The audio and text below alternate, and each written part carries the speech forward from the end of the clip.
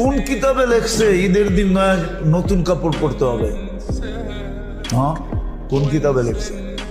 যে দেখেন মার্কেট গুলাতে খচা খচ ভিড়, কিনবে একজন, সাথে গেছে 10 জন।